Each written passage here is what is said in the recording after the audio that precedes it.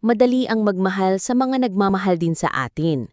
Totoo, madali talagang magmahal kapag nararamdaman natin na tayo ay minamahal din pabalik.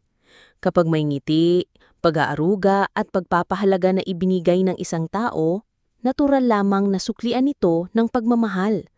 Ang puso ng tao ay likas na marunong magbigay tugon sa kabutihan at malasakit. Ngunit, dito rin sinusukat ang lalim ng ating pagmamahal. Paano kung hindi tayo mahalin pabalik?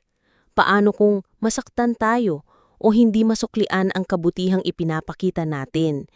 Dito nagiging hamon ang tunay na pagmamahal, isang pagmamahal na hindi nakabase sa kapalit, kundi sa pagkilala na ang pagmamahal mismo ay pagpapakita ng biyaya.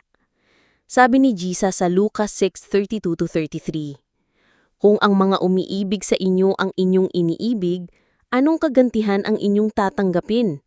Sapagkat ang mga makasalanan man ay umiibig sa mga umiibig sa kanila. At kung ang gumagawa ng mabuti sa inyo ay siya lamang inyong ginagawa ng mabuti, anong kagantihan ang inyong tatanggapin?"